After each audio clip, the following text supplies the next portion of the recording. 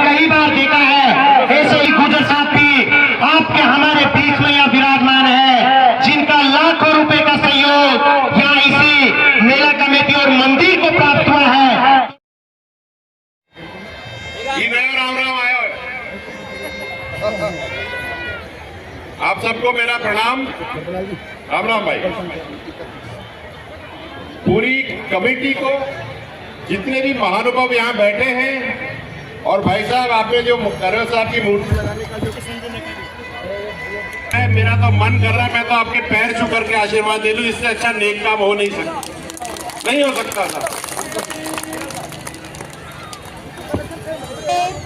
आप सब कड़ी धूप में बैठे हैं और मुझे बिल्कुल ऐसा लग रहा है कि कहीं पर कोई रेत की पटरी तो नहीं है आसपास, क्योंकि ये माहौल तो वही लग रहा है, कोई फर्क नहीं है।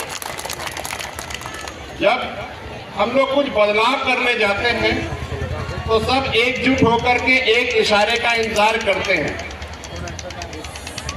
और जो इशारा पहले था वही इशारा आज है। बच्चों को पढ़ा लो साहब, तो क्या रंदी गिरे कुत्ता दिखाएंगे, बच्चे में पढ़ा लो। और आपको मैं एक बात बताऊं, मैं अभी थोड़ी देर पहले नीचे गांव में ही था, तो मेरे को टीना गुजर बिटिया मिली, 12वीं क्लास पास करी है, और मैं उसके बगल में बैठा। मैंने उनसे पूछा कि तो आगे क्या करना चाहती है, तो उसने एक मुश्त, मेरे को पता है मैं पहुंच रहा हूं, देखो यार सुधरेंगे नहीं गुजर, बीच में रोकेंगे, ये ट्रेन नहीं है यार जो रोकनी पड़ेगी, बोल रहा हूं।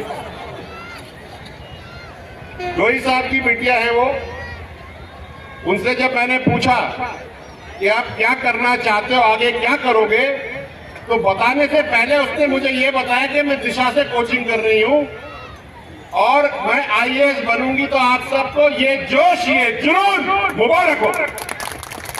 हमको ऐसे ही अपने पौधों को रोपना है, ऐसे ही अपने पौधों को सींचना है कि वो वहां जाके पहुंचे जहां पे पूरे समाज ने ये निशाना लगाया था कि एक ना एक दिन अपने किसी गांव की बेटी कलेक्टर बनेगी। कर्नल साहब तो नहीं है अब किवाड़ खुलवा करके चाय पीने के लिए, लेकिन हम सब बैठ करके नीचे पातड़ में बैठ करके पंगत में खीर जरूर खाएंगे उस दिन। मैं उस दिन का इंतजार कर रहा हूं, वो दिन बहुत जरूर आएगा, बहुत जल्दी आएगा। और ये बात मैं उन लड़कों को भी कहना चाहता हूं जो स्मार्टफोन में बैठे बैठे अपनी जिंदगी बर्बाद कर रहे हैं। भाई बदल लो अपनी जिंदगी, नहीं तो बहुत बड़ा बोझ बन जाओगे तुम अपने बुजुर्ग माता पिताओं के ऊपर। और माता पिताओं और जो छोटे छोटे बच्चों को जन्मे हुए खेलते हैं उनके साथ 3-3, 4-4 महीने से लेकर के 6 साल तक के, अपनी जिम्मेदारी हटा करके उनके हाथ में मोबाइल फोन मत दो, बहुत गड़बड़ हो जाएगी। मैं तो थोड़ी सी निवेदन करके जा रहा हूं, हाथ जोड़ करके कहो तो पैर पड़ लो, लेकिन ये गड़बड़ मत करो, क्योंकि वो ऐसे बावले हो जाएंगे तुम्हारी सुनेंगे भी नहीं। फोनन से दूर, किताबन के भीतर, ये है हमारी जिंदगी।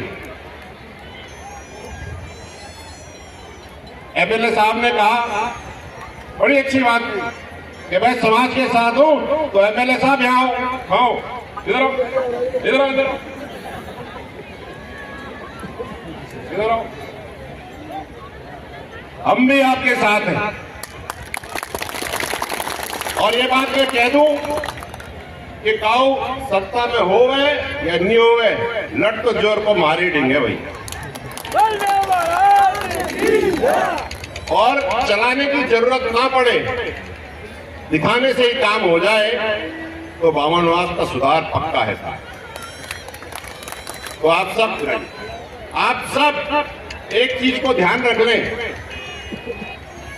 गलत का साथ देना नहीं और सही का साथ छोड़ना नहीं। हमारी सारी गंगा इसी में बह जाएगी। मैं आपके साथ ऐसे खड़ा रहूंगा दीवार की तरह, आधी रात को हेला दे दी जो भैया ठाड़ो मिलूंगा, गाऊंगा खाऊं नहीं। और एक बात और, बात चल रही थी कि हमें आगे करना क्या है। मैं आपको एक बात बताऊं, मेरे को इतनी खुशी हुई, कल मैं टॉक में था, धरना वर्ग में यही बात कर रहा था कि अभी आप लोगों के और समाज के आशीर्वाद से कहीं ना कहीं तो पहुंचे, तो कम से कम डिजाइन लिखने लायक तो बन गए। तो आजकल ये जो ट्रांसफर पोस्टिंग के डिजायर आ रहे हैं ना, मेरे को इस बात की बहुत खुशी है आपको बताते हुए कि जो छुपे हुए सरकारी नौकर है ना, जो हमें दिखते नहीं 15-20 हजार, वो आजकल खूब सारे आ रहे हैं। डिजायर लिखने में हमको छाती चौड़ी हो जाती है जब कोई गुजर आके बोलता है कि साहब मेरा डिजायर कर दो, मैं एएन हूं। कितना मजा आता है, क्या बढ़िया काम। आप सरकारी सेवाओं में अभी आयुर्वेद की नौकरी लगी थी, करीब मेरे ख्याल से 22-24 निकले थे उसमें। आपके आरएस भरे पड़े, आपके सब इंस्पेक्टर भरे पड़े, कांस्टेबलों की तो कमी नहीं है। और गुजर तो ऐसे फलांग लगा चढ़ाए कि पहले तो फिजिकल होती थी, अब उन्होंने कहा पहले रिटर्न करो, ने फिजिकल में तो सारे गुजर ले जा रहे, वो बदल दिया। लेकिन एक बात है जो रह जाती है प्लीज, कि मैं और आपसे मैं अपने दिल की बात कर रहा हूं। हम लोग सरकारी नौकरियों में तो हैं, थोड़े बहुत आ रहे हैं, लेकिन मैंने अभी तक किसी गुजर को कभी टीवी पे इंटेलेक्चुअल बौद्धिक बात करते हुए देखा नहीं साहब। सोचने वाली बात है, मैंने नहीं देखा। हमको वो बौद्धिक क्षमता, वो इंटेलेक्चुअल कैपेबिलिटी बनानी है कि हम कहीं पर बैठ करके 4 लोगों के सामने बात तो रख सकें। क्या सारी बात मैं ही रखूंगा? क्या सारी बात मुरली रखेगा? या सारी बात आप सब रखेंगे? हम सबको अपनी बात रखनी है। और एक बात और, जो राजनीति कर रहे हैं मैं उन सबके कहना चाहता हूं, हमारे पास एक बहुत बड़ी कमी है राजनीतिक तौर से, जो मैंने पिछले 5 साल में सीखी है और देखी है और समझी है। हम सारे गुजर बैठ करके हुक्के पे शाम को 4 बजे से लेकर के 7 बजे तक तो कर लेंगे 1.5 घंटे की पंचायत, लेकिन जहां पर बात पहुंचानी है ना, वहां नहीं पहुंचाते, इसीलिए हम पीछे रह जाते हैं। हमको यहां से निकलकर हर वर्ष यहाँ मेला लगता है। इस मेले में पिछली बार मैं किसी कारण नहीं आया। मैं पिछली बार आश्रित था, भगवान देवनारायण के मंदिर में मैं नहीं आ पाया आपके क्षेत्र में, तो मैं आपसे यहाँ से मेरे पास फोन गया, तो यहाँ के लोगों ने मेरे से कहा है कि आपकी तरफ से यहाँ देवनारायण ट्रस्टी कमेटी के लोग आपसे कुछ सहयोग चाहते हैं। मैंने कमेटी वालों से कहा जो भी आपकी मांग है आप मुझे बताइए।